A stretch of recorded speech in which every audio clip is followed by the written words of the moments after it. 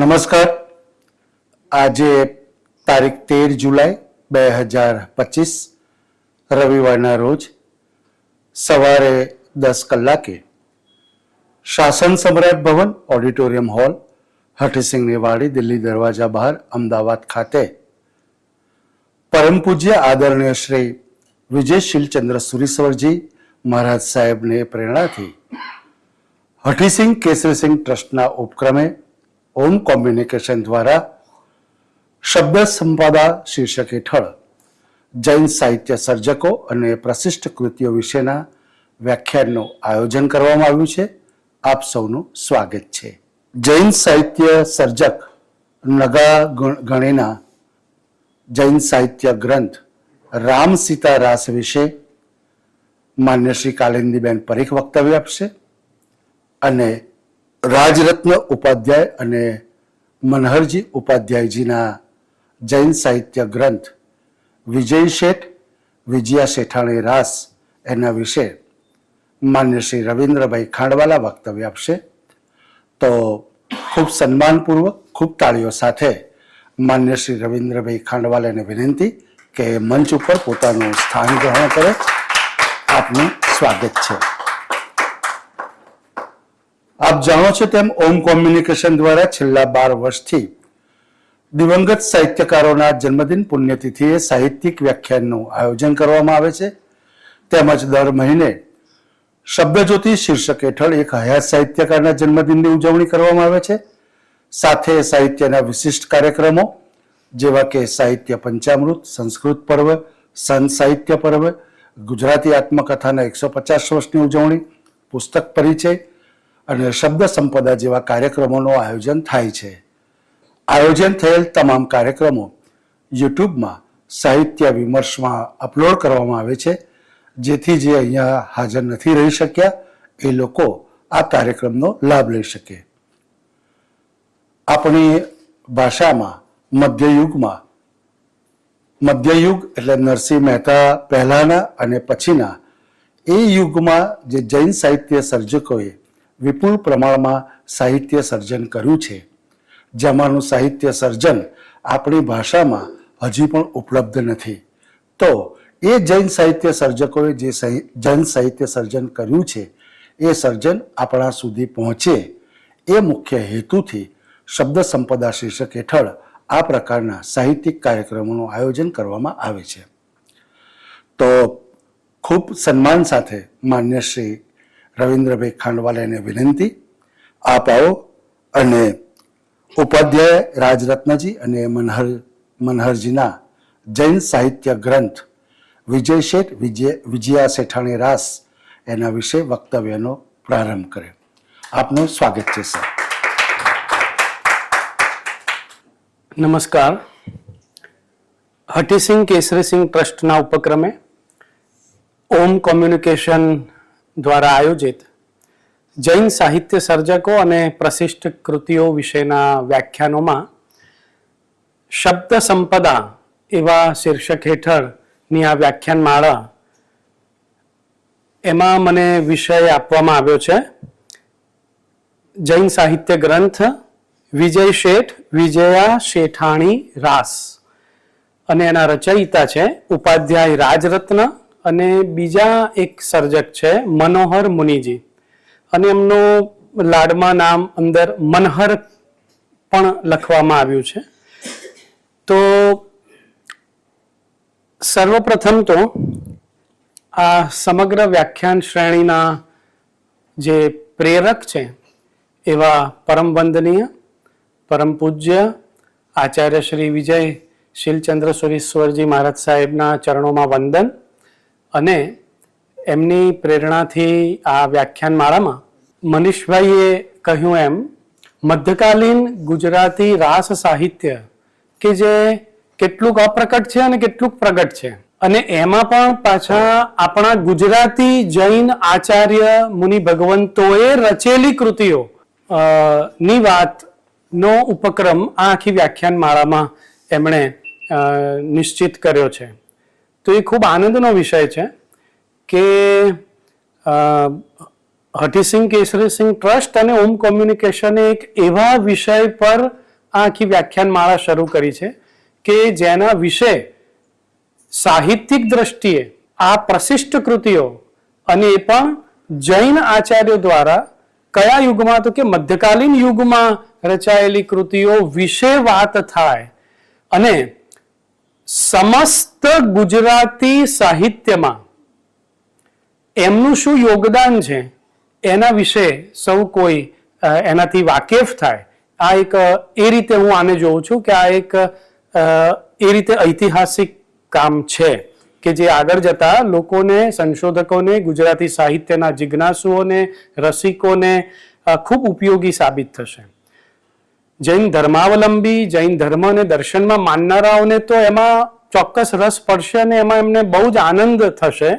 પણ જે લોકો સમગ્ર ગુજરાતી સાહિત્યનું મૂલ્યાંકન ભવિષ્યમાં કરશે અને એમાં આ યુગ પર્ટિક્યુલર જ્યારે એમની સામે આવશે ત્યારે આ કૃતિઓ દ્વારા જેના વિશે હજી સુધી વાત કરવામાં આવી નથી એવી કૃતિઓનું ચયન કરીને મનીષભાઈ એક એક વક્તાઓને આપ સૌની સમક્ષ લાવી રહ્યા છે.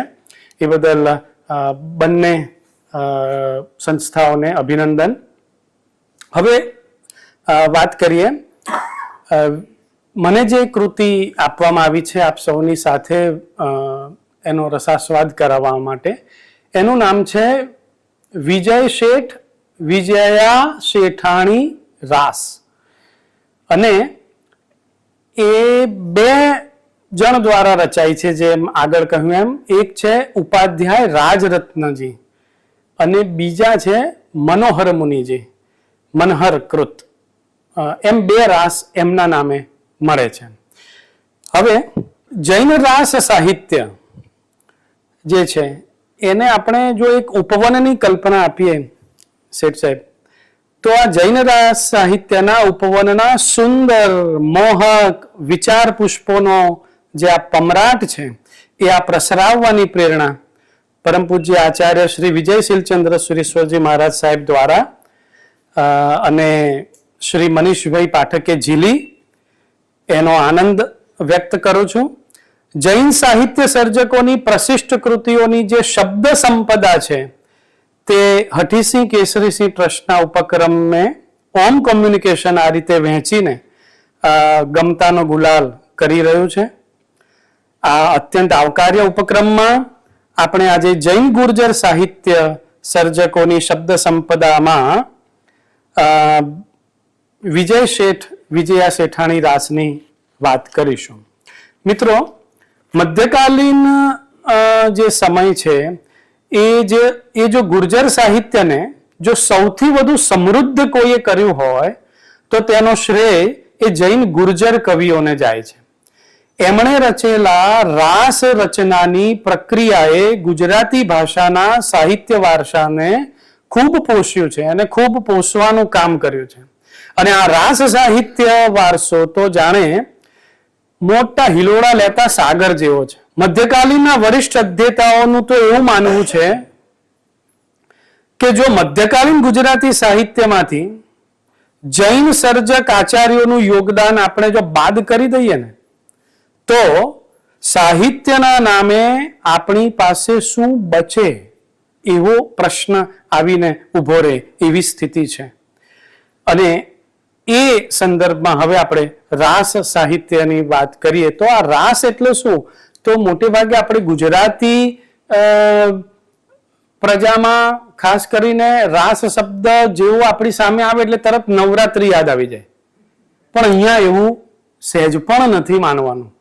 અને જો એવી કોઈ કલ્પના હોય તો અત્યારે ખંખેરી નાખવી કે અહીંયા જો રાસ જે શબ્દ અહીંયા છે સાહિત્યના સંદર્ભમાં, મધ્યકાળના સંદર્ભમાં, એને અને નવરાત્રીમાં રમાતા રાસને કોઈ જ લેવા દેવા નથી. અહીં રાસુ સાહિત્ય જે છે એ રાસુ સાહિત્ય એ ચરિત્રના સંદર્ભમાં છે.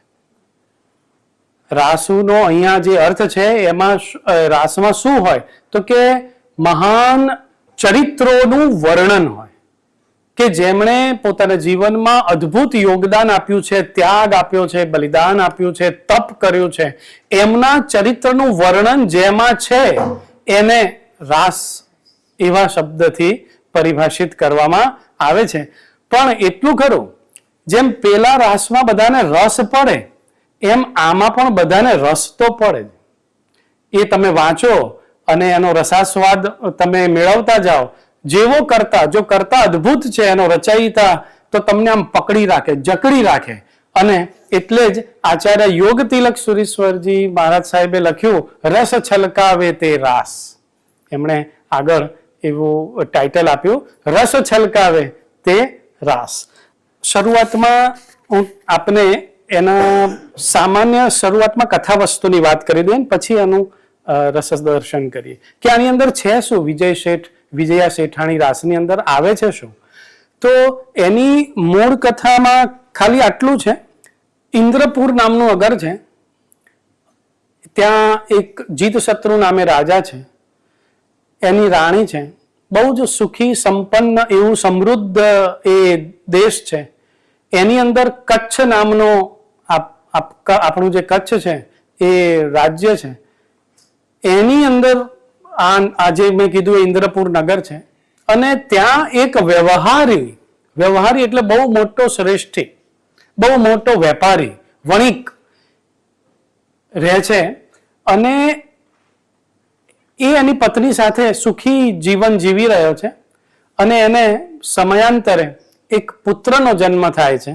અને પુત્ર નું નામ એ લોકો પાડે છે વિજયકુમાર. વિજયકુમાર માતા પિતા બહુ જ ધર્મિષ્ઠ છે, એટલે સ્વાભાવિક રીતે ઘરમાં પણ ધર્મના સંસ્કાર હોય. અને વિજય કુમારને ધર્મગુરુઓ પાસે લઈ જઈ અને ધર્મનો પરિચય કરાવવા માટે જુદા જુદા ગ્રંથો એમને ભણાવવામાં આવે છે. વિજયકુમાર પણ એટલી જ જિજ્ઞાસાથી એમાં ખૂબ રસ લે છે અને ભણે છે. હવે બહુ સમય ગયા પછી વિજયકુમાર મોટા થાય છે અને એમને ધર્મગુરુ આચાર્ય ભગવંત એમ કહે છે કે આ બધા ગ્રંથો તમને ભણાવ્યા, પણ હવે શ્રાવક તરીકે તમે ઉત્તમ સિદ્ધ તો થઈ ગયો છે ભાઈ, તો હવે તમારે મને દક્ષિણામાં, દીક્ષામાં શું આપશો? અને એટલો સરસ શબ્દ સાહેબ એમાં પ્રયોગ કર્યો છે કે આ ધર્મ તમને આપ્યો, ધર્મ દેશના આપી, એની સામે એની સુખડી રૂપે, કેટલો સરસ શબ્દ, સુખડી રૂપે. સુખડી શબ્દ મધ્યકાલીનમાં હકનું માંગણું એ સંદર્ભમાં વપરાય છે, કે જેને આપણે ભારતીય પરંપરામાં ગુરુ દક્ષિણા કહીએ, હકનું માંગણું. અને એમાં વિજય શેઠ જે છે એને કહે છે કે તમારે વ્રત, કોઈ એક વ્રત વિશે તમે નિયમ લઈ લો. તો કે સારું ભગવંત, લઈ લઈએ. તો કે શું વ્રત લેશો? તો જૈન ધર્મમાં તો 4 પ્રમુખ જે ધર્મ કીધા છે, એમાંથી શીલ ધર્મ, આખી જે કથા છે ને એ શીલ ધર્મના મહિમાની છે. અને એમાંથી શીલ ધર્મ પાળવાનું કહેવામાં આવે છે. શીલ ધર્મનું વ્રત લો. સારું, કેટલા દિવસ? તો કે મહિનામાં 5 દિવસ. 5 દિવસ ભાઈ, તું શું 5 દિવસ નહીં, તો પ્રભુ આપ કહો એમ. તો કે સારું, તો 10 દિવસ. 10 દિવસ તો હજી ગુરુજીને સંતોષ થતો નથી. તો કે 15 દિવસ, કૃષ્ણ પક્ષના 15 દિવસ. અને એ તો કે મારો જન્મ ધન્ય થઈ ગયો, હું કૃષ્ણ પક્ષના 15 દિવસ શીલ વ્રતનું પાલન કરીશ, બ્રહ્મચર્ય પાળીશ. અને આગળ એક શબ્દ મૂક્યો છે, યાવત જીવે ત્યાં સુધી કૃષ્ણ પક્ષના 15 દિવસ શીલ વ્રતનું પાલન કરીશ. સારું. અને બીજી બાજુ એક બીજા નગરમાં પણ આવી જ રીતે એક ધર્મિષ્ઠ દંપતી છે, અને એમને ત્યાં સમયાંતરે વિજયા નામની કુંવરીનો જન્મ થાય છે. અને એ પણ ત્યાં સુવ્રતા સાધ્વીજી પાસે ધર્મ ગ્રંથો ભણે છે, ષડાવશ્યક ભણે છે, ને બીજા બધા ગ્રંથો ભણી. અને એ પણ પેરેલલ ત્યાં પણ આ જ વસ્તુ બને છે કે હવે આ બધું જ ભણી લીધા પછી મારે તમે મને કોઈ વ્રત આપો ગુરુજી. તો કે શું વ્રત આપું? તો કે યથેચ્છા, આપની ઈચ્છા મુજબ. શીલ વ્રતનું પાલન કરીશ? તો કે હા કરીશ. કેટલા દિવસ? 3 દિવસ. બસ 3 દિવસ. સારું, તો 1 અઠવાડિયું. 1 જ અઠવાડિયું? એમ કર, 15 દિવસ જો તું કરે તો મને આ સુખડી મળી કહેવાય. તો એ પણ પોતાની જાતને ધન્ય સમજે છે વિજયા શેઠાણી, અને કહે છે કે સારું ગુરુજી, હું 15 દિવસ, પણ હવે એને કહેવામાં આવે છે શુક્લ પક્ષના 15 દિવસ. તો કે સારું ગુરુજી, હું શુક્લ પક્ષના 15 દિવસ શીલ વ્રતનું પાલન કરીશ. અને પ્રારબ્ધ શી ખબર શું લખ્યું છે કે એ જ બંનેને વિજયકુમાર મોટા થઈ ગયા છે અને એમને હવે યોગ્ય કુંવરીની શોધ ચાલે છે. યોગાનું યોગ વિજયા શેઠાણી સાથે જ એમના લગ્ન નિશ્ચિત થાય છે, વિવાહ સંસ્કાર થાય છે અને બંનેનું દાંપત્ય શરૂ થાય છે.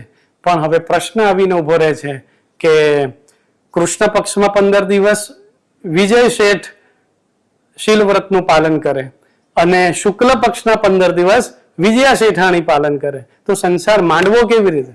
અને એની આખી કશ્મકશ આ આખા રાસમાં રાજરત્ન ઉપાધ્યાયજી એટલી સરસ રીતે પછી વાત કરી છે અને બંનેની જે મ્યુચ્યુઅલ અન્ડરસ્ટેન્ડિંગ બતાવી છે, શીલ વ્રતને કેવી રીતે યાવત જીવન પાલન કરીને બતાવી અને એમના સમયમાં પોતે એક દાખલો બેસાડે છે. એક સમય વચ્ચે એવી નબળી કડી પણ આવી જાય છે કે વિજયા શેઠાણી કહે છે કે એમ કરો, તમે બીજા લગ્ન કરી લો. વિજયકુમારને કહેવામાં આવે છે કે તમે બીજા લગ્ન કરી લો અને જેથી તમારો આ વંશ આગળ ચાલે. અને એ વખતે વિજય શેઠ, જે આમાં એક વચ્ચે ઉપકથાનક આવે છે, એક ચંદન કુમાર, ચંદન રાજા અને એની મલયાગીરી રાણી, એનું જે આખું વર્ણન આપણે હમણાં જોઈશું, અદ્ભુત વર્ણન છે. એનો એ શીલ ધર્મના મહિમા તરીકે વિજય શેઠ વિજયા શેઠાણીને બેસાડી અને આખું એમનું ચરિત્ર કહે છે અને શીલ ધર્મનો મહિમા વિજયા શેઠાણીના મનમાં આત્મસાત કરાવે છે. એ પણ ખુશ થાય છે અને બંને આ રીતે પછી નિશ્ચય કરી અને પોતાનું જીવન શીલ વ્રતનો પાલન કરતા કરતા પસાર કરે છે. એવામાં એક એ દરમિયાન આ કથાનકની આપણે વાત કરીશું એટલે જોઈશું, બહુ જ રસાળ કથાનક છે. કોનું? વિજય શેઠ, જે પેલા ચંદન રાજા અને મલયાગીરીની જે વાત કહે છે એનું. પણ એ બધું પૂરું થાય છે કથાનક. એ પછી તરત જ એક પ્રસંગ એવો બને છે કે જીનદાસ નામના એક ઉત્તમ શ્રાવક છે અને શ્રાવકને એવું દોહદ થાય છે કે મારે 84,000 સાધુ સાધ્વી ભગવંતોને મારે સાધર્મિક ભક્તિ કરાવી છે એક સાથે. અને એ પોતાના ગુરુજી પાસે જઈ વિમલચંદ્ર સુરીજી પાસે જાય છે અને કહે છે કે મને તમે આના માટેનું આયોજન ગોઠવી આપો. મારે 84,000 સાધુ સાધ્વી ભગવંતોને સાધર્મિક ભક્તિનો લાભ મારે લેવો છે. તો કે એ તો ભાઈ શક્ય નથી, આવું કેવી રીતે બને? 84,000 ને ભેગા કેવી રીતે કરવા? એ તો અશક્ય છે. એક કામ કર, આ નગરમાં વિજય શેઠ અને વિજયા શેઠાણી વર્ષોથી શીલ વ્રતનું પાલન કરીને રહ્યા છે અને એમનું જે આ વ્રત છે એટલું બધું મહાન છે, એટલું પવિત્ર છે. એ દંપતીને હું ઓળખું છું. એમને ખાલી 2 ને જમાડીશ ને તો પણ તારા 84,000 સાધુ સાધ્વી ભગવંતોને તમે આ લાભ આપ્યો છે એટલું પુણ્ય તમે કમાવી લેશો. તો કે હે એવું પ્રભુ? તો કે હા એવું. અને એ માને છે અને જીનદાસ શ્રાવક જાય છે એમની પાસે અને વાત કરે છે. અને પછી તો આ વાત વાયુ વેગે બધે પ્રસરી જાય છે. અને હવે જે મહત્વની વાત છે ને તે આ છે કે વિજય શેઠના માતા પિતાને આ વાતની જાણ જ નથી કે મારો પુત્ર અને મારી પુત્રવધુ આવા વ્રતનું પાલન, કઠોર વ્રતનું પાલન કરી રહ્યા છે. અને આ સમયે જ્યારે જીનદાસ આ એમને જમાડવા માટે આવે છે, સાધર્મિક ભક્તિ કરે છે અને પુણ્યની વાત બધે પ્રસરે છે, ત્યારે બધે ખબર પડી જાય છે કે ઓ આ તો આવી વાત થઈ. અને પછી માતા પિતાની આજ્ઞા લઈ બંને જણા ચારિત્ર સ્વીકારે છે અને ગુરુ ભગવંત પાસે જઈ બંને અણગાર જીવન જીવી દીક્ષા લઈ કેવલ જ્ઞાન તરફ, મોક્ષ તરફના પ્રયત્નમાં લાગી જાય છે અને છેવટે બંને મોક્ષને પામે છે. આ આખું ટૂંકમાં કથાનક મેં તમને વિજયા શેઠ અને શેઠાણીના રાસનું કહ્યું. ઉપાધ્યાય રાજરત્નજીએ ખૂબ વિસ્તારથી આની ચર્ચા કરી. લગભગ 465 ગ્રંથાગ્ર કડીમાં એ આખો ગ્રંથ વિસ્તરાયેલો છે ઉપાધ્યાય રાજરત્નજીનો. અને મનહરકૃત જે વિજય શેઠ શેઠાણી રાસ છે એમાં ગ્રંથાગ્ર 138 જ કડી છે, ખાલી 138. આખું કથાનક સંક્ષેપમાં, પણ એ પણ બહુ અદ્ભુત દોહા ચોપાઈમાં છે. જ્યારે બીજી બાજુ આ 468 ગ્રંથાગ્ર કડીમાં ઉપાધ્યાય રાજરત્નજીએ આખું કથાનક કહ્યું છે. ટૂંકમાં આ તમારી સમક્ષ કથાનક કહ્યા પછી હવે આપણે એના એક પછી એક ઢાળમાં જે કથાનકને એમણે નિરૂપ્યું છે એની વાત કરીએ. આ રાસની શરૂઆત છે ને એક સરસ મંગલાચરણથી કરી છે રાજરત્નજીએ, અને એમાં શ્રુતદેવીનો મહિમા ગાવામાં આવ્યો છે. વિમલાચલ, શ્રી આદિનાથ, યશોમતી, શાંતિનાથ, સમુદ્ર વિજયજી, નેમીજીન, શંખેશ્વર, પાર્શ્વનાથ, વર્ધમાન, જીન ગણિતજી, નવકાર મંત્રનો મહિમા, આ બધાને વંદન કરતા કરતા શ્રુતદેવી પ્રણમી કરી સમરી સૌ ગુરુ નામ, શીલ તણા ગુણ વર્ણવઉં, સીજય વંચિત કામ, એકમ ના સૌ સાંભળું, એક મના, એકમ ના નહીં, હા, એક મના સૌ સાંભળું, એટલે બધા એક મન થઈને સાંભળજો. એક મના સૌ સાંભળું, મૂકી વિકથા 4, બાકી બધી વિકથા બાજુએ મૂકી અને એક મન થઈને સાંભળજો. ક્રોધાદિક સૌ પરિહરી, શીલ વ્રતના અધિકાર. અને શીલ ધર્મનો પછી શરૂઆતમાં મહિમા વર્ણવે છે. ઉપાધ્યાય રાજરત્નજીની શૈલી અદ્ભુત છે. જે ઉપદેશ, જે એમનું કથયિતવ્ય છે એ લોકો સુધી પહોંચવાનું છે, એના માટેની પાળ એમણે પહેલેથી બાંધી દીધી છે કે મારે આ ગ્રંથમાં કોની વાત કરવાની છે, તો શીલવ્રતના મહિમાની વાત કરવાની છે. અને એના માટે થઈને એમણે પ્રસ્તાવનામાં જ શીલ ધર્મનો મહિમા કરતી ચોપાઈઓ લખી છે. સમો સરણી બેઠા જીન રાય, સુરપતિ નરપતિ સેવઈ પાય, દાનશીલ તપ ભાવન 4, ધર્મ વખાણઈ વિવિધ પ્રકાર, તેમાં ઈ શીલ વડુજીન કહી, ભવ્ય જીવ મન માહી સદ્ધઈ, વિલવહની દુર્ગતિ તરુદહઈ, શીલઈ મુગતિ રમણી રસલઈ. દાન, શીલ, તપ અને ચતુર્વિધ ભાવના, આ ચારેયમાં ઉપાધ્યાય રાજરત્નજી જો સૌથી વધુ કોઈનો મહિમા કરતા હોય તો કે આ બધામાં જો સૌથી મહાન જો કોઈ હોય તો એ છે શીલવ્રત. શીલવ્રત એને એમણે શું કીધું? તેમાં શીલ વડુજીને કહી, સૌથી મોટો છે આ શીલવ્રત. અને 24મી ચોપાઈમાં એ કહે છે, શીલઈ સંકટ સવિયુપ સમય, શીલવ્રત જે પાડે એને શું મળે? હે ને, અત્યારે આપણે તો અહીંયા બધા અત્યારે અમે આમ કરીશું પણ એનું પરિણામ શું, એનાથી શું મળશે? આ માનવીય વૃત્તિ છે, ફળ શું મળશે? તો એ પણ ગુરુજી કહી દે છે કે શીલઈ સંકટ સવિયુપ સમય, શીલઈ દુર્જન કોઈ નવી દમઈ, શીલઈ શીતલ થાઈ આંગી, શીલઈ સિંહ સર્પ જાઈ ભાગી. શીલવ્રતનો મહિમા એવો છે કે એના પ્રતાપથી તો બધા સંકટોનું ઉપશમન થઈ જશે ભાઈ. શીલથી તમારી સંસારમાં સજ્જનો હોય છે ને દુર્જનો હોય છે, તો એ દુર્જનો શીલવ્રતના પ્રભાવથી બધા દુર્જનોનું દમન થઈ જશે અને તમારા અંગોને ટાઢક વળશે. અને છેલ્લે કે છે સિંહ હોય કે સર્પ જાય ભાગી, એ બધા ભાગી જશે. તાત્પર્ય એ છે કે કોઈનો ભય નહીં રહે, નિર્ભયતા, અભય. તમને ખબર છે ને, આપણે ત્યાં અભયદાનનું બહુ મહત્વ છે. જીવનમાં જો સૌથી મોટું કોઈ દાન ગણાતું હોય ને તો એ છે અભયદાન. કોઈ વ્યક્તિને તમે એમ કહી દો કે તારી બધી જવાબદારી મારી, હા, એનો બધો ભાર બધો જ ઉતરી જાય. એને અભયદાન આપી દીધું. અભયદાન કારણ કે દરેક વ્યક્તિને કંઈક ને કંઈકનો કશાકનો ભય છે, અને એ ભયમાંથી જે ઉગારી લે એ વ્રત કેટલું મહાન હોય. તો શીલ વ્રતનો મહિમા એવો છે કે કોઈનો કસાયનો ભય રહેતો નથી. અભયદાન. શીલ ધર્મનું મહિમા નિશુણી ભવ્યણ આણી ભાવ શીલઈ કુળકુળ પ્રાણી તરિયા શીલ ભવો દધિનાવ. કેટલી સરસ આ ચોપાઈ લખી છે. શીલ ભવો દધિનાવ. આવા સૂત્રાત્મક વાક્યો પણ આની અંદર આપણને મળી જાય કે ક્યાંય શીલ ધર્મની વાત કરી. આમાંથી એક નાનકડું ચરણ.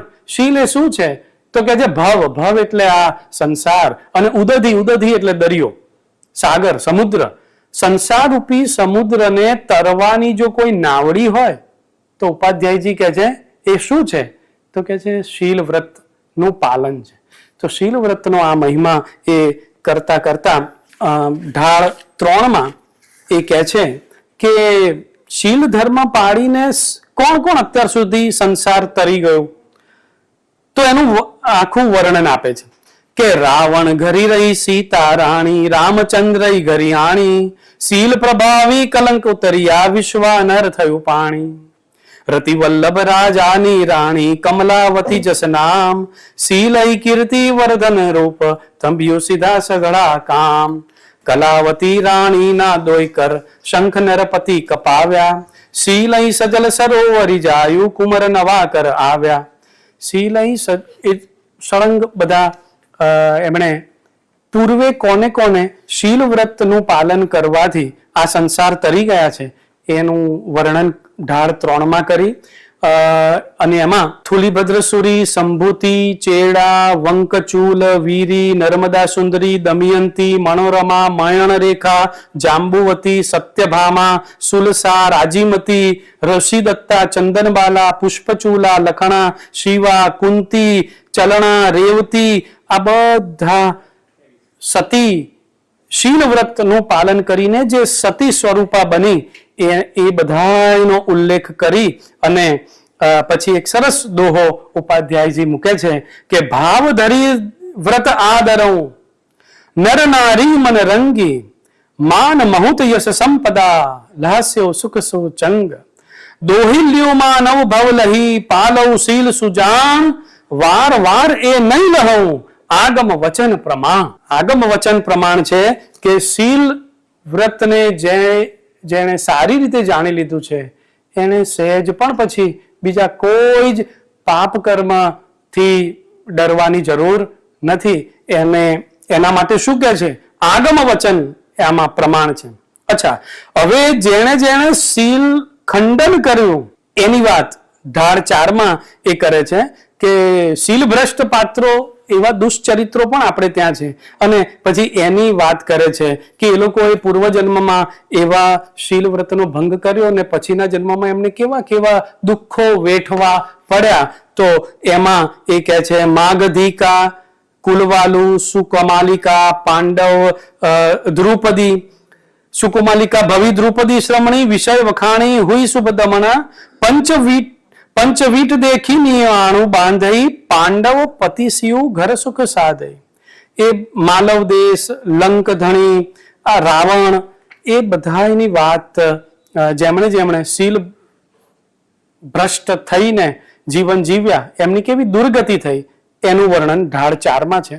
ઢાળ 5 હવે એ કહે છે કે કૃષ્ણ પક્ષી શુક્લ પક્ષનું શીલ ઉપરી અધિકાર નીચલ તેણે શીલ પાલ્યું ભવિયણ સુણો વિચાર તે નર નારી કિહા હુઆ કિમ તેણે પાલ્યું શીલ સાવધાન સૌ સાંભળવું કિમ પામ્યા શિવલીલ. અને કૃષ્ણ પક્ષ અને શુક્લ પક્ષ જે આપણે હમણાં ટૂંકમાં જે કથાનકની વાત કરી, હવે અહીંથી આખી વાર્તાની મંડાણ શરૂ થાય છે. અને એમાં લાખ જોણ વિસ્તાર જંબુ દ્વીપ ભલ હરી દક્ષિણ ભરત ઉદાર સુંદર ક્ષેત્ર તિલ ઉરી 25 દેશ તેહ માહી આરય કહિયારી જીવ ચક્રધર વાસુદેવ તેહના જમ લહિયારી. અને મિત્રો હવે આ ઢાળ 5માં જેમ આગળ કહ્યું એમ વિજયકુમાર જે દેશ રાજ્ય નગરમાં નિવાસ કરતા હતા એનું સુંદર વર્ણન છે.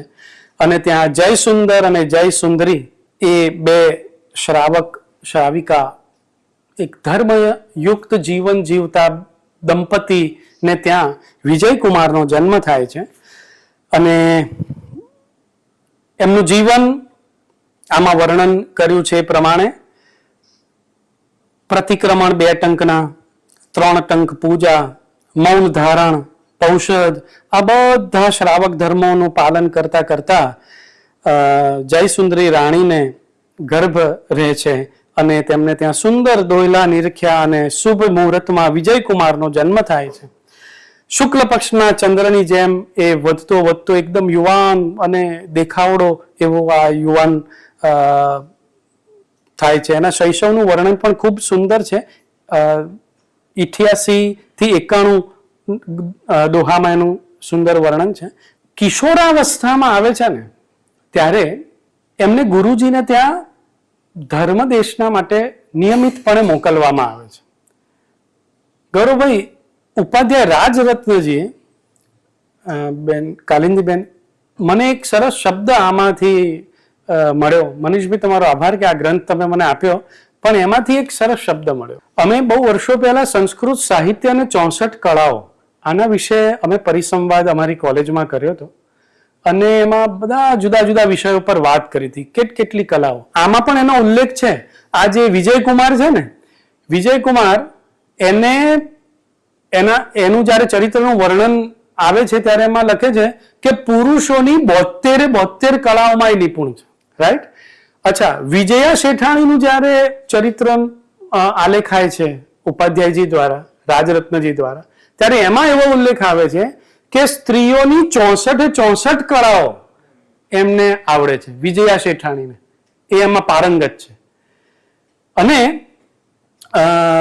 આનો ઉલ્લેખ મને પછી યાદ આવ્યું કે સંસ્કૃતનો એક ગ્રંથ છે અને એમાં પુરુષોની 72 કળાઓનું વર્ણન છે, સ્ત્રીઓની કઈ 64 કળાઓ છે એનું વર્ણન છે.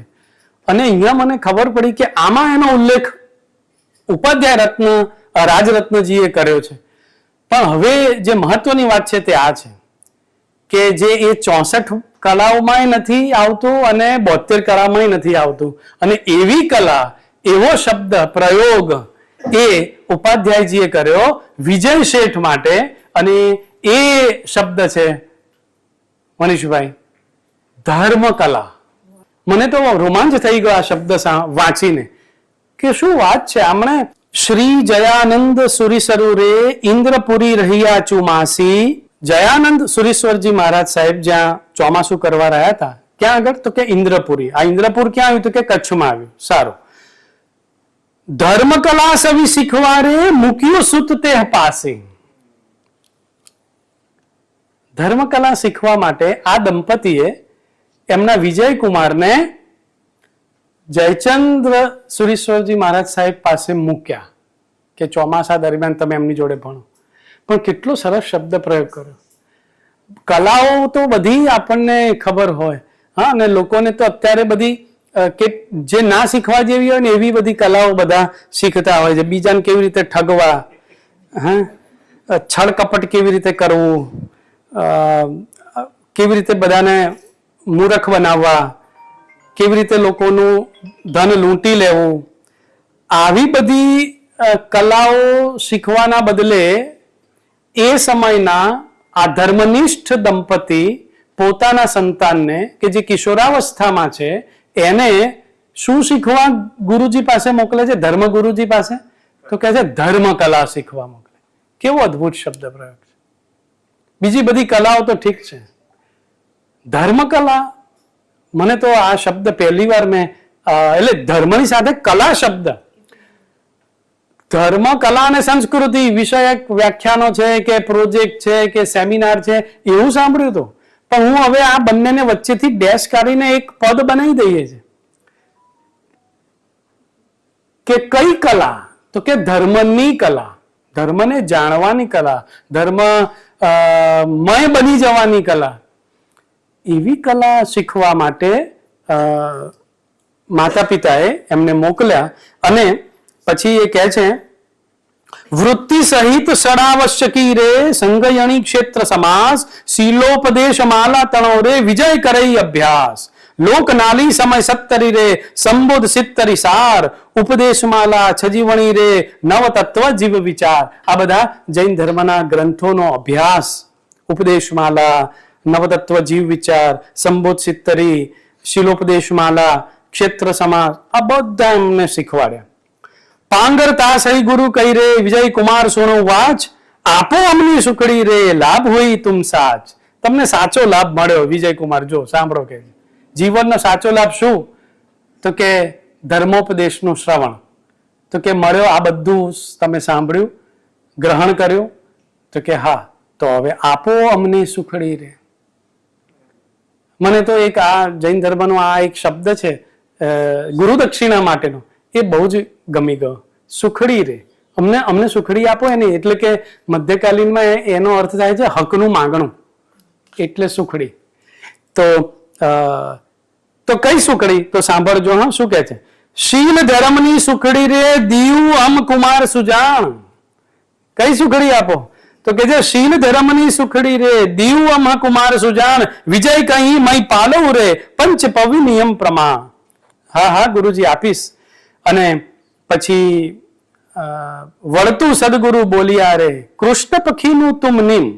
સારું, તો એક વાત સાંભળ, કૃષ્ણ પક્ષનો તને નિયમ આપું છું, અને ભાવ સહિત તુમ હો પાલવ રે એ વ્રત જીવિત સીમ. જીવન જીવે ને ત્યાં સુધી ત્યારે આ વ્રતનું પાલન, શીલ વ્રતનું પાલન કરવાનું છે. સુગુરુ સમીપે ઉચ્ચર્યું રે કૃષ્ણ પક્ષી શીલ ઉદાર લોક કોઈ જાણે નહીં રે સહી ગુરુ કરે વિરાય. લોકમાં કોઈને ખબર નહીં. આજે ગુરુ પાસે જે વચનો લઈએ, મંત્ર દીક્ષા લઈએ, વ્રત પાલન લઈએ, એ મોઘમ રાખવાનું છે. ઠેર ઠેર જાહેરમાં બધાને કહેતા ફરવાનું નથી. ગુરુજી ના પાડે છે. અને આ રીતે ઢાળ 7 પૂરો થાય છે. બીજી બાજુ હવે વાત વિજયા શેઠાણીના આવે છે. એના પિતા ધર્મદાસ, માતા પ્રિયુમતી છે, અને એમને ત્યાં પણ એકદમ ગુણવંતી અને અભિનવ રંભા સમાન. આ રંભા કો એટલે રંભા તો અપ્સરા છે. એટલે અપ્સરા કેવી હોય? તો કે સ્વાભાવિક રીતે અત્યંત સૌંદર્યવતી હોય. તો કે એવી આ રૂપાળી, અત્યંત એવી વિજયા શેઠાણી છે. અને એ પણ આવશ્યક પુષ્પમાલા, ઉપદેશમાલા, સત્તરી, સંગયણી, ક્ષેત્ર, શીલોપદેશમાલા, આ બધા ગ્રંથો ભણે છે. અને સાધ્વીજી એને પણ કહે છે કે હવે તમે મને શીલ સુખડી આપો એને. અને જીનાગના પ્રમાણે 15 દિવસ વ્રત પાલન કરવાનું કહે છે. અને ત્યાં હવે જુદું, અહીંયા કૃષ્ણ પક્ષ હતો ને, ત્યાં છે શુક્લ પક્ષ. અને વિજયા શેઠાણી હોંશે હોંશે સ્વીકારે છે કે હા, હું શુક્લ પક્ષના 15 દિવસ શીલ ધર્મનું પાલન. વિજયાના યૌવનનું વર્ણન આવે છે રાસના કથાનકમાં. કરતાએ બહુ સુંદર આમ નાટ્યાત્મક વિનિયોગ બધા કેટલાક કર્યા છે.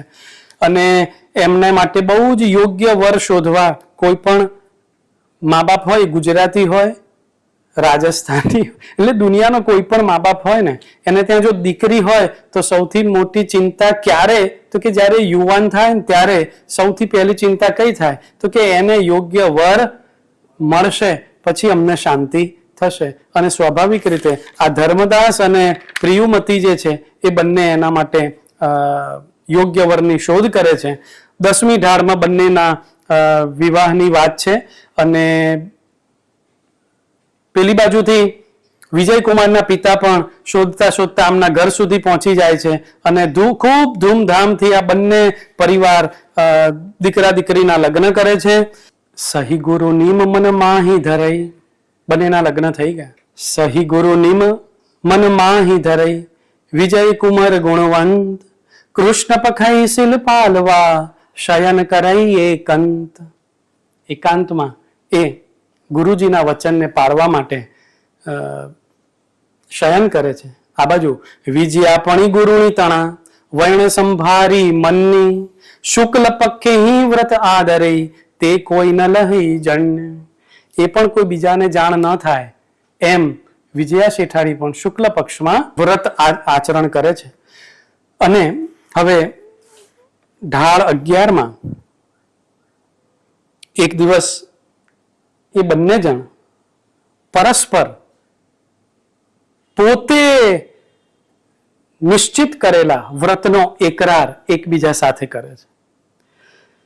એકબીજા સામે વ્રતનો ખુલાસો કરે છે. એક દિવસ 16 શૃંગાર સજીને વિજયા પોતાના પતિ પાસે પ્રેમથી આવે છે અને એમને નિરખ્યા કરે છે. અને એ વખતે વિજય કુમાર પોતાના વ્રતનો ખુલાસો કરે છે અને વિજયા કુમારી પણ પોતાના વ્રતનો ખુલાસો કરે છે. પરંતુ વિજયા કુમારી હવે અહીંયા આ તો ભારતીય સન્નારી છે ને, એટલે એ તરત કહે છે કે હું ત્યાગ આપવા તૈયાર છું, તમે પુનર્લગ્ન કરો. અને એ વિજય શેઠને મનાવે છે કે ઉભાઈ પખાઈ શિલ પાલવો, તમે પુનર્લગ્ન કરો. પણ વિજય શું કહે છે સામે એ સાંભળો. વિજય કહે સુણુ કામિની વિષય તે વિષ પરિણામ હો. વિષય તો વિષ સમાન છે. અમહો પણીશીલ વ્રત પાલ સૌ દોય પખી કરી મન ઠામ. બંને પક્ષે મનને બરાબર મક્કમ રાખી અને આપણે બંને વ્રતનું પાલન કરીશું. ઉભય પક્ષીલ પાલવ, ઉભય પક્ષે બંને પક્ષે આપણે વ્રતનું પાલન કરીશું. મુજ નિચલ વાચ હો, નિશ્ચલ વાચ છે મારી પાસે. આપણે ઈ ભવઈ તું મજ ના હલો એ અભિગ્રહ સાચ. આમાં મિનમેક થાય નહીં. આ જે અભિગ્રહ જે વચન ગુરુજી પાસે લીધું છે એ વચન તે વચન જ રહેશે. અને તો પણ એ તો પત્ની છે એને સમજાવવા પ્રયત્ન કરે છે, પણ વિજય શેઠ એકના બે થતા નથી. અને અહીંથી હવે એ એને સમજાવવા માટે ચંદન અને મલયાગીરીની કથા અહીંથી આરંભે છે કે તું બેસ, હું તને એક કથા કહું. આ શીલ વ્રતના સંદર્ભમાં આ શીલ નો મહિમા તને સમજાવતી એક કથા તને કહું. અને એ પછી આ ચંદન અને મલયાગીરીની વાત કરે છે. એ રાજા અને રાણી છે, એમના 2 દીકરા છે. 2 દીકરાના નામ છે સાગર અને નીર. રાજાનું નામ છે ચંદન, રાણીનું નામ છે મલયાગીરી. બંનેને દીકરા છે. એકનું નામ મોટો સાગર, બીજો નીર. અને એની પછી આખી વાત ચાલે છે કે એકવાર ચંદન રાજાને એમને કુળદેવી સ્વપ્નમાં આવે છે અને એને સાવધાન થવાનું કહે છે કે તારા જીવનમાં છે ને કેટલાક સંકટો આવવાના છે, એટલે તું થોડો સાવધાન થઈ જજે. તું એક કામ કર, એના માટે તારી પત્નીને લઈ અને બંને દીકરાઓને લઈને તું અહીંથી આ રાજ્યમાંથી જતો રહે. અને તારે પૂર્વજન્મના કેટલાક કર્મો છે, એ કર્મોને ભોગવવા માટે તારે આ રાજ્યમાંથી નીકળી જવું એ ઉચિત છે, એવું એમને કહે છે. અને ચંદન તો એ પ્રમાણે સવારે ઉઠી અને રાજગાદી છોડી સચિવને બધું સોંપી અને નીકળી જાય છે. પોતાના રડતા બાળકોને અને એની પત્નીને લઈ અને દેશ છોડીને નીકળી જાય છે.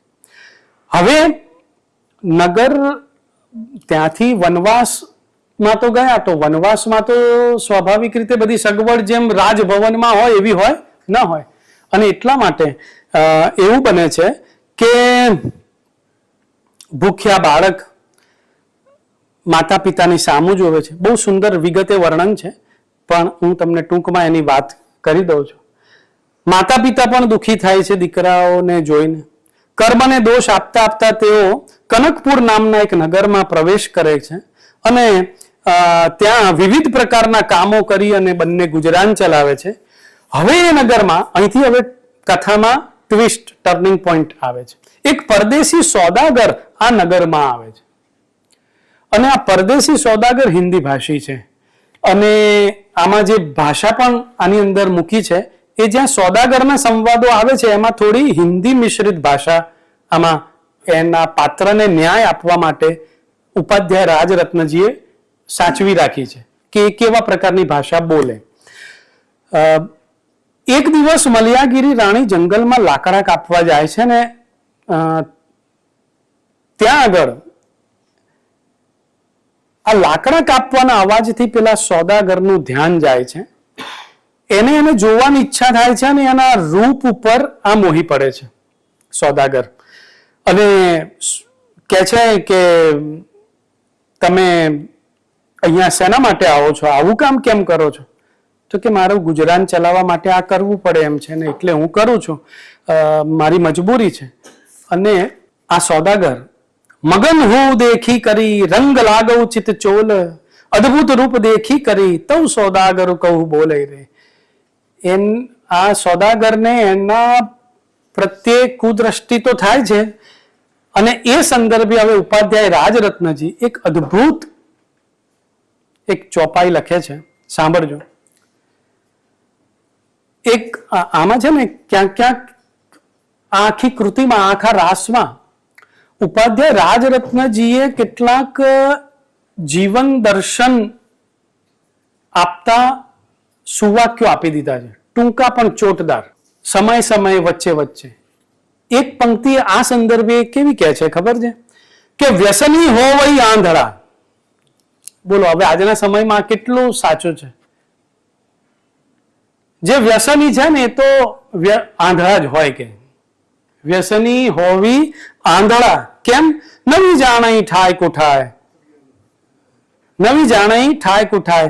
એને સારું શું નરસું શું એ એને ખબર પડે જ નહીં. તાત્પર્ય છે કે વિવેકનું ભાન રહે નહીં. મારા માટે શું યોગ્ય છે, શું અયોગ્ય છે, શું ઉચિત છે, અનુચિત છે, પુણ્ય શું છે, પાપ શું છે, એ વ્યસનીને ખબર પડે નહીં. તો લાજ લોક નવી લેખ હવે, એને લાજે ના હોય. કોની? તો કે લોકની.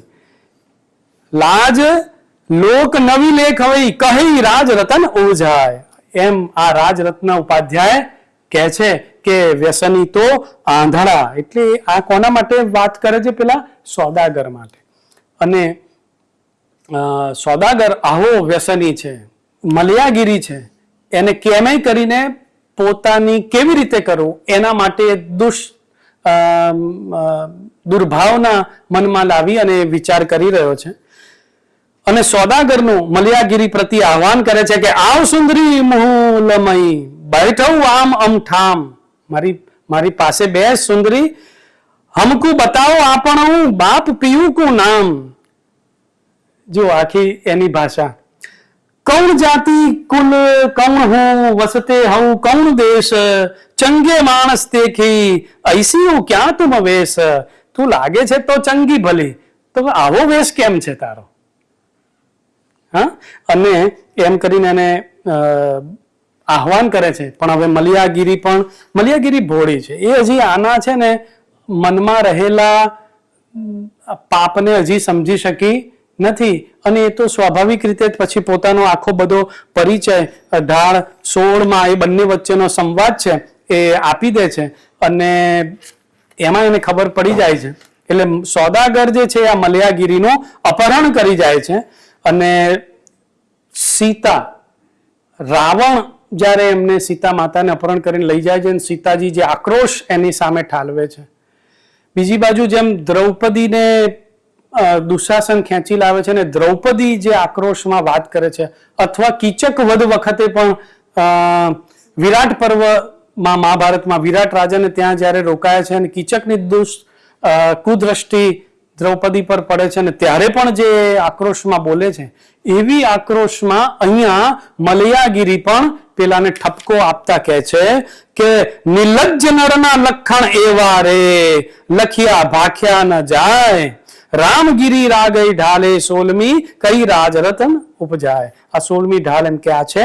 અને એમાં વળી પાછું એક બીજું સુક્તિ વાક્ય આપી દે છે કે નિર્લજ્જ નરના લખણ એવા કે ભાખ્યા જાય નહીં, લખિયા ભાખ્યા ન જાય. નિર્લજ્જ નર આવા હોય. આ બાજુ મલયાગીરીને લઈ જાય છે, બીજી બાજુ રાજા રાહ જોવે છે, બંને સંતાનો એની સાથે છે. અને એ દરમિયાન હવે એક બીજી ઘટના બને છે કે રાજા જે જગ્યાએ વનમાં છે, નદી કિનારે જાય છે, ત્યાં એકદમ પાણી વધી જાય છે અને રાજા વિચારે છે, ચંદન વિચારે છે કે હું એક કામ કરું, આ મોટાને સાગરને પેલા ઝાડના મૂળિયા સાથે બાંધી દે છે અને બીજા નીરને પોતાની કેડે બાંધી અને કહે છે હું સામે જઉં અને સામે એને પહેલા ઉતારી આવું ને પછી સાગરને લેવા આવું. આવું વિચારી અને સાગરને મૂકીને એ ત્યાં જાય છે ને પેલાને ત્યાં બાંધે છે. ત્યાં તો વળી પાણી પાછું વધી જાય છે આ બાજુ લેવા આવે છે ત્યારે, અને એ પોતે પૂરમાં ખેંચાઈ જાય છે. ચંદન બીજે ક્યાંક જતો રહે છે. હવે શું થાય? એક બાજુ મલિયાગીરી સોદાગર પાસે જતી રહી, આ બાજુ પિતા તણાઈ ગયા પેલી બાજુ, નદીને આ કિનારે સાગર, નદીના પેલા કિનારે બીજો દીકરો નીર, ચારેય જણા વિખૂટા પડી જાય છે. અને આ પૂર્વ જન્મના કોઈક એવા એમના કર્મનો બંધ હશે કે એમને છૂટા પડવું પડ્યું. પણ ચંદન હિંમત હારતા નથી, આ બાજુ મલયાગીરી પણ હિંમત હારતા નથી અને બંને જણા આગળ જતા કુળદેવીએ વચન આપ્યું છે કે તું વળી પાછો તારો અભ્યુદય થશે, અને એ રીતે એ વચનમાં વિશ્વાસ રાખી અને બંને વિરહની વેદના ભોગવે છે. રાજા પણ ત્યાંથી એક નગરમાં જાય છે અને એ નગરમાં જતાની સાથે જ ત્યાંનો એક વ્યવહારી શ્રેષ્ઠી છે, એ શ્રેષ્ઠીનું ઘર જોવે છે. ચંદનને બધી જ રીતે હોશિયાર છે, ત્યાં જવા ઈચ્છે છે, જાય છે. પણ આ વ્યવહારીની સ્ત્રી, એની પત્ની, એ ચંદન પર મોહી પડે છે કે આટલો સરસ દેખાવડો, આટલો એવો મોટો નર મેં મારી જિંદગીમાં જોયો નથી.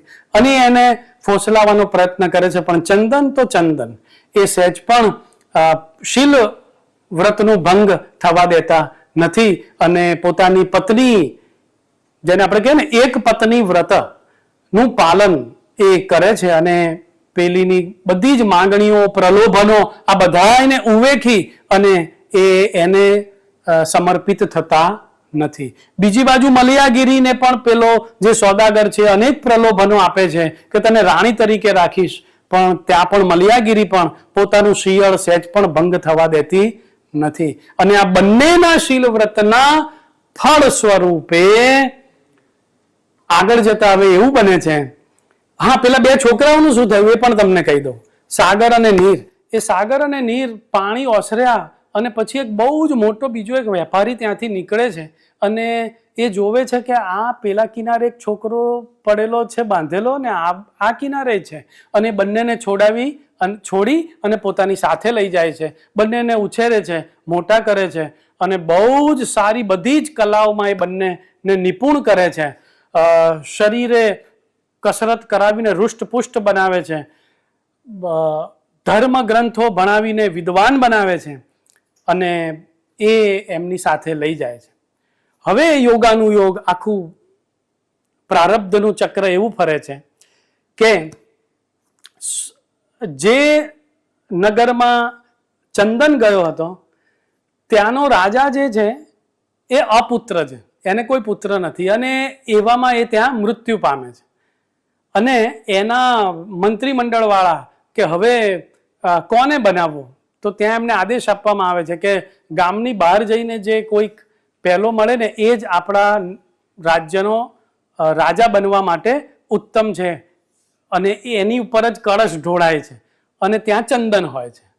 અને ચંદનને એ લોકો બહુ જ સરસ રીતે માનભેર નગરમાં લઈ જાય છે, રાજા તરીકે સ્થાપે છે. અને હવે એવું બને છે બીજી બાજુ કે એ જ જગ્યાએ સોદાગર પોતાના બીજા દેશમાંથી આવ્યો છે ને એની બધી બજારમાં એનું બધું વેચવા માટે મૂકે છે અને એની સાથે એના જ્યાં રહ્યો છે એ જગ્યાએ મલિયાગીરી સૂતી છે. અને હવે મજા આવે છે. બીજી બાજુથી પેલા બે છોકરાઓ પણ હવે મોટા થઈ ગયા છે એટલે કે છે કે આપણે પણ હવે પાસેના જે રાજ્ય છે એનું નગર જે પાટનગર છે એમાં જઈ અને આપણે આપણું પરાક્રમ બતાવીએ અને આપણે પણ રાજા બની શકીએ છીએ કે નહીં એ ત્યાં જઈને ચેક કરીએ. અને એ લોકો પણ ત્યાં આવે છે. અને આ બાજુ રાજા પેલા સોદાગરની પાસે આવે છે અને કહે છે કે આ બધું તમે શું લાવ્યા છો? અને એ પેલી બાજુ મલિયાગીરીની ઊંઘ ઉડે છે.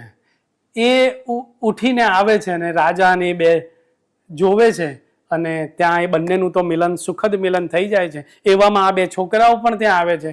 છોકરાઓ કહે છે કે તમે અમારી સાથે લડો, અમે એવા પરાક્રમી છીએ.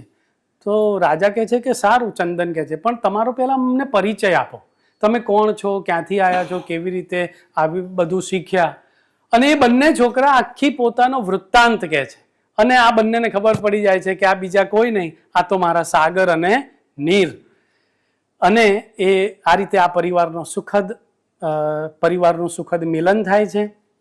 અને પછી ચંદન આ આખી જ બધી ઘટનાને કુળદેવીના આદેશનું પાલન કરવાથી બીજું આવું મોટું નગર મળશે, સંતાનો આવા સરસ તૈયાર થશે, અમે બંને પતિ પત્ની શીલવ્રતનું ભંગ ન કર્યું અને એને વળગી રહ્યા, એનો આ બધો પ્રતાપ છે એમ માની અને કુળદેવીને વંદન કરે છે, ગુરુ ભગવંતોના સ્તુતિ કરે છે. અને વિજય શેઠ હવે વિજયા શેઠાણીને કહે છે કે જોયું, આ બંને જણા આટલું બધું કષ્ટ હતું છતાં પણ પોતાના શીલવ્રતનો ભંગ ન કર્યો, તો આપણને બેને ક્યાં સંકટો છે કોઈ? આપણે બે આ જ રીતે જીવવાનું ચાલુ રાખીએ. અને એ રીતે એ બંને પોતપોતાનું જીવન જીવવાનું ચાલુ રાખે છે. બંને શીલવ્રતનો નિર્ધાર કરે છે. અને હવે છેલ્લે પેલી વાત, 26મી ઢાળ. અને એમાં સાક્ષાત કેવલી ભગવંત આ દંપતીના વ્રતની પોતાના મુખે પ્રશંસા કરે છે. એક વખત ચંપાનગરીમાં વિમલેશ્વર કેવલી ભગવંત આવ્યા અને એમને એમની દેશનામાં દાન ધર્મની ખૂબ પ્રશંસા કરી. અને આથી ત્યાં એક જીનદાસ નામનો એક શ્રાવક હતો અને એને એમ થયું કે ગુરુજીએ દાન વ્રતનો મહિમા ગાયો તો સુપાત્રને દાન કરવાની ઈચ્છા થઈ છે. અને આથી ભગવાનને પૂછ્યું કે મારે 84,000 સાધુનું પારણું એક સાથે કરાવવું છે, તો આપ કોઈ માર્ગ આપો. અને ભગવાને કીધું કે આ ઈચ્છા તો તારી ખૂબ અઘરી છે ભાઈ, કારણ કે આટલા બધા મુનિ એકઠા ન થાય અને તેમના માટે જો જમવાનું બનાવવામાં આવે તો આઘા કર્મનું પાપ લાગે. અને આ સાંભળી જીનદાસ શ્રાવક થોડા ચિંતામાં આવી ગયા. અને કેવલી ભગવંતે વિચાર કરીને હવે જવાબ આપ્યો છે. અને એ જવાબમાં એ કહે છે કે કચ્છ દેશમાં ઇન્દ્રપુર નામનું નગર છે અને ત્યાં વિજય શેઠ અને વિજયા શેઠાણી રહે છે. તે બંને ખૂબ ઉત્તમ શીલ ધર્મનું પાલન કરી રહ્યા છે. તેઓ ભાવ ચારિત્રી પાડે છે અને એમને ભોજન કરાવવાથી તમને 84,000 સાધુને ગોચરી વળવાના જેટલું જ સમાન એટલું જ પુણ્ય મળશે. અને કેવલી વચન આ સાંભળી જીનદાસ શ્રાવક ઘરે બધી તૈયારી કરી ઇન્દ્રપુરી તેઓને વિનંતી કરવા જાય છે. અને જતા જતા ઘણા શુકન થાય છે. અને શુકનોનું પણ આમાં બહુ સરસ વર્ણન છે કે તમે જ્યારે કોઈ આવા મહત્વનું કામ કરવા જતા હોય ત્યારે જે શુકનો થાય તો માનવું કે કામ સિદ્ધ થશે જ. હા, કોઈ આપણને જમવાનું નિમંત્રણ આપીને એનો સ્વીકાર કરવો ને, તો જેણે નિમંત્રણ આપ્યું છે ને એને માટે પણ આ બહુ મોટા લાભની વાત છે.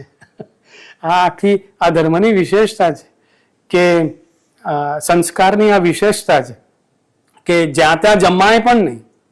જ્યાં ત્યાં, કેમ કે જ્યાં જમો છો ને ત્યાં તમારું પુણ્ય મૂકીને જાઓ છો. તો જ્યાં પુણ્ય મૂકીને જાઓ છો તો એ સ્થળી પર પુણ્ય સ્થળી હોવી જરૂરી છે. તો આને અંદર એમ છે કે વિજય શેઠ અને વિજયા શેઠાણી માનસે ખરા જમવાનું? હું કહેવા તો જાઉં છું તો પણ માનસે ખરા? પણ એને શકનો થાય છે એટલે એને વિશ્વાસ દ્રઢ બેસે છે કે ના માનશે. અને જીનદાસ શેઠ વિજય શેઠના ઘરે પહોંચીને કેવલીએ ગુણ ગાયા હતા એ પ્રમાણે એમની આગળ વાત મૂકે છે. અને બંને એમનો નિર્ધાર સ્વીકારે છે. જીનદાસ મહેમાનની ખૂબ ભલી ભક્તિ કરે છે, હૃદયના ઉલ્લાસ સાથે ભક્તિ કરે છે, અને શરૂઆતમાં જે મેં કીધું હતું એમ બધે વાત પ્રસરી જાય છે. વિજય શેઠ ના માતા પિતા અને પેલી બાજુ વિજયા શેઠાણીના માતા પિતા, કોઈને આ બંને જે આ વ્રતનું પાલન કરી રહ્યા છે એની જાણ નથી, પણ હવે તો બધે ખબર પડી જાય છે.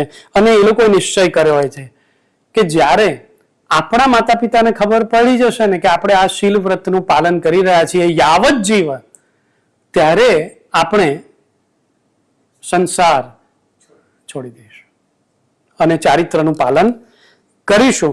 અને એ રીતે તેઓ વિમલેશ્વર કેવલીની પાસે જઈ સંયમ ગ્રહણ કરી અણગાર બન્યા અને તેમના માતા પિતાને વિનવી તેમની સગળી સંપત્તિ સાથે ક્ષેત્રો એ બધું વાપરી પરિગ્રહનો પરિહાર કર્યો, દુઃખી જનને સંતોષ આપ્યા અને અનેક જીવોને પણ એમણે છોડાવ્યા. સાધના, કેવલ જ્ઞાન પ્રાપ્તિ અને પછી એમને હવે મોક્ષ વર્ણવતો એક સરસ દોહો છે. ધન ધન વિજય મુનિ વિજયાશ્રમણી રે, એ નામી ટલઈ દુર્ગતિ ભમણી રે. આ વિજય શેઠ અને વિજયા શેઠાણીનો ચરિત્રનું એટલું મોટું મહત્વ ગાયું છે કે એમના નામનું સ્મરણ કરવાથી પણ ઉપાધ્યાય રાજરત્નજી કહે છે કે એમના નામથી જ દુર્ગતિ ટળી જશે. ભણ્યા અંગ 11 પૂરા, સાધુ આચરે નહીં અધૂરા, ઉગ્ર તપ કરી મનીજીનું ગણ સમરી, ધ્યાન ધરઈ નવ કલ્પી વિચરઈ, 8 કર્મનું કીધું અંત, પામયું કેવલ જ્ઞાન મહંત.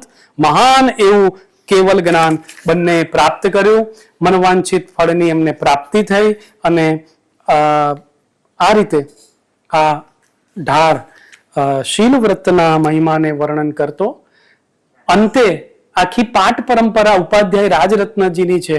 એ આખી જૈન સર્જકોની જે પરંપરા છે કે પોતાનું નામ નહીં પણ પોતાનું નામ લખતા પૂર્વે પોતાની આખી ગુરુ પરંપરાનું સ્મરણ કરી અને આખી પાઠ પરંપરા અહીંયા એ ઉપાધ્યાય રાજરત્નજી ખૂબ વિનયથી વિનમ્રતાથી અહીં મૂકી છે. અને એ રીતે ગુરુમુખથી જે સાંભળ્યું એ મેં તમને કીધું, એમાં કોઈ ભૂલ થઈ ગઈ હોય તો ક્ષમા યાચના. સાધુના ગુણ ગાવા જોઈએ અને માન ન કરવું જોઈએ, એવું અંતે આવું સરસ એક સુવાક્ય મૂકી અને ઉપાધ્યાય રાજરત્નજીનો આ રાસ પૂરો થાય છે. આ જ રાસ મનોહર મુનિજી મનહરકૃત એ જે અહીંયા 468 ગ્રંથાગ્રમાં છે એની એ જ વાત મનહર મુનિજી 138માં છે. પણ મેં બંનેનો અભ્યાસ કરીને આટલા ભેદ કાઢ્યા છે કે આમાં બંનેની જે રચના છે એ પેલી વિક્રમ સંવત 1696માં છે ઉપાધ્યાયજીની, અને મનોહરજીની 1684માં એ રચના થયેલી છે. બીજું, ત્યાં રાજા જીતશત્રુ અને ઇન્દ્રમતી રાણીનું નગર છે. અહીંયા આગળ આમણે મનહરજીએ સિંગરાજ રાજા છે અને શ્રીમતી નામની રાણી છે. અચ્છા, બીજો મહત્વનો જે ભેદ છે, આ બંને અહીંયા બંનેના નામ લખ્યા છે. મને મનીષભાઈ કીધું હતું કે સાહેબ આ જે રાસ છે ને એ 2 જણે લખેલો છે, એટલે તમારે બંનેની વાત કરવાની છે. એટલે હું ટૂંકમાં એ વાત કહી દઉં કે કૃષ્ણ પક્ષનું વ્રત વિજય શેઠ લે છે ઉપાધ્યાય રાજરત્નજીમાં, પણ પેલી બાજુ મનહરજીએ વિજય શેઠને શુક્લ પક્ષનું વ્રત લેતા બતાવ્યા છે શુક્લ પક્ષમાં. એવી જ રીતે આ બાજુ વિજયા શેઠાણી શુક્લ પક્ષમાં, તો પેલા રાસમાં કૃષ્ણ પક્ષમાં છે. અચ્છા, માતા પિતાના નામ પણ બંને રાસમાં જુદા મળે છે. અહીંયા વિજય શેઠના માતાનું નામ જય સુંદરી, પિતા જય સુંદર. તો મનહર મુનિના રાસમાં પદ્માવતી અને અહિદીશ આવા નામ મળે છે. વિજય શેઠના ગુરુનું નામ આ બાજુ છે જયાનંદ સુરેશ્વરજી, અને મનહર મુનિજીમાં વિજય શેઠના ગુરુનું નામ આપ્યું છે ખાલી ધર્માચાર્ય, આવો શબ્દ આપ્યો છે, કોઈ સ્પેસિફિક નામ આપ્યું નથી. અચ્છા, વિજયા શેઠાણીના માતા પિતા છે ધર્મદાસ અને પ્રિયુમતી. તો આ બાજુ મનહર કૃત રાસમાં ધનશ્રી અને ધનાવહ આવા નામ મળે છે. અચ્છા, જંબુદ્વીપ, ભરતખંડ, કચ્છ દેશ આ બંને સેમ છે. નગરના નામ જુદા છે. અહીંયા ઇન્દ્રપુર છે, ત્યાં રતનપુર છે. કેવલી મુનિ જે છે એમાં પણ વિમલેશ્વર છે અને આ બાજુ વિમલ ચંદ્ર મુનિરાજ એવું છે. જીણદાસ શ્રાવક બંનેમાં સમાન છે. અને રચના, આ ગ્રંથની રચના ઉપાધ્યાય રાજરત્નજીએ ઈડરમાં કરેલી અને મનોહરજીએ જે કરી છે એ ઉદયપુરમાં કરેલી. આટલા બંને ગ્રંથ વચ્ચેના કેટલાક જુદા પાડી શકાય અને એની ઉપર અધ્યયન ભવિષ્યમાં થઈ શકે તુલનાત્મક એવા કેટલાક મુદ્દાઓ છે. ભાષા શૈલી પણ અદ્ભુત છે. સૂક્તિઓ તો પદે પદે બહુ જ સુંદર છે. અને જેને આપણે કહીએ કે મારું ગુજરાતી શૈલીમાં આખો રાસ જે છે એ લખાયો છે. અને અંતે હું એટલું કહીશ કે વિજય સેનકુમાર અને વિજયા કુમારી જેવો ત્યાગ, એમના જેવી વ્રતની દ્રઢતા, એમના જેવી પાપ ભીરુતા એ આપણે પણ આપણા જીવનમાં લાવનારા બનીએ એ જ એક અપેક્ષા, એ જ પ્રાર્થના. અંતે મેં વચ્ચે વાત કરી હતી ધર્મકલા, એ સંદર્ભે ઉપાધ્યાય રાજરત્નજીનું એક વાક્ય કહી અને વ્યાખ્યાન પૂરું કરું છું. ધર્મ વીણુ કલા અપ્રમાણી શીલ ભવોદધિ નાવ.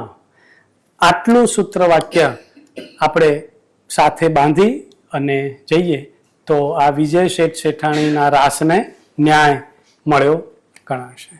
ધન્યવાદ. આવા સુંદર ઉપક્રમમાં હઠીસિંહ કેસરીસિંહ ટ્રસ્ટ અને ઓમ કોમ્યુનિકેશને અહીંયા મને તક આપી આવા સુંદર વિષય પર વક્તવ્ય આપવા માટે. એ બદલ બંને સંસ્થાઓ, બંનેના ખાસ કરીને ગૌરવભાઈ શેઠ અને મનીષભાઈ બંનેનો ખૂબ આભાર માનું છું. ખૂબ ખૂબ ધન્યવાદ.